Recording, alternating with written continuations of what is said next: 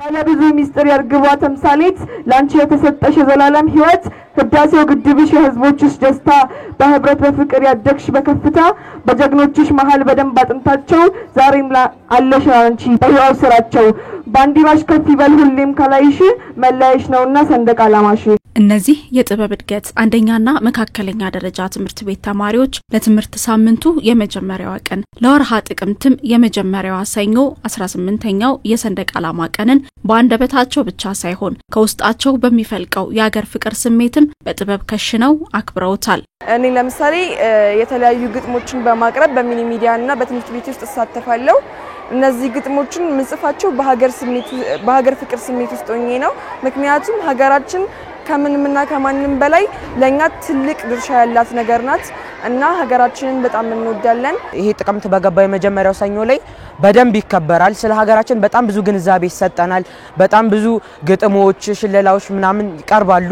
ብዙ ነገሮች አሉ። ከዛም ደግሞ በተጨማሪ አንዳንድ ጊዜ እስከ ረፍት ሰዓት ምናምን ወተን ስለ ሀገራችን የምንረዳበትና ብዙ ሰዎች መተው ለኛ ስለ ሀገር ፍቅር የሚያስረዱበት ጊዜ የነበረበት ጊዜ ነበር። የነጭ ወረቀት ያህል የጠራ አዲስ ነገር ለመቀበል የፈጠነ አእምሮ ባለቤት የሆኑ ተማሪዎች በትላንት አባቶች ድልና በአትሌቶች አሸናፊነት የሀገር ሰንደቅ ከፍ ብሎ ሲውለበለብ አይተው ከልባቸው ዘልቋል። የሰንደቅ ዓላማንና የሀገር ፍቅር ስሜትን በልጅ አንደበታቸው እንዲህ ይገልጹታል።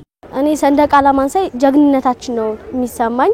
ምክንያቱም እኛ ኢትዮጵያኖች ጣሊያኖችን አንሸነፍም ብለን አባረናል። ሀገሬ ለኔ ምን አደረገችልኝ ሳይሆን እኔ ለሀገሬ ምን አደረኩላት በማለት የሀገር ፍቅር እንለዋለን።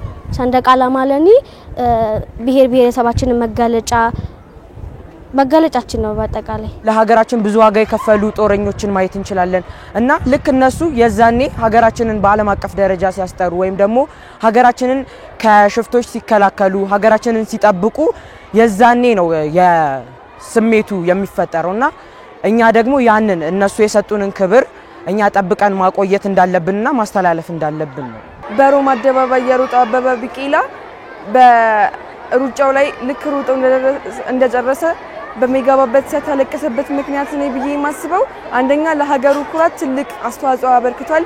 ሀገራችን ከሁሉም በላይ ከፍ ብላ እንድትታይ ሚስጥር ሆኗታል።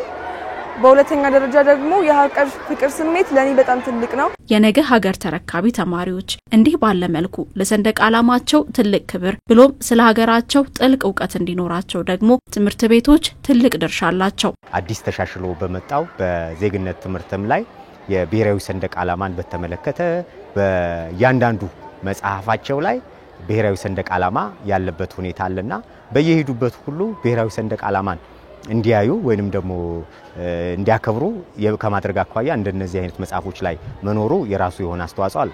በየክፍላቸው ተማሪዎቹ ስለ ሀገር መውደድ ብቻም ሳይሆን ራሳቸው ለዛ እየተሰሩ እንዲሄዱ በተግባር ስራዎችን እንዲሰሩ የማድረግ ነገር ነው የምንሰራው ማለት ነው። የዘንድሮ 18ኛው የሰንደቅ ዓላማ ቀን በተለያዩ ትምህርት ቤቶች በተለያዩ ዝግጅቶች ተከብሯል።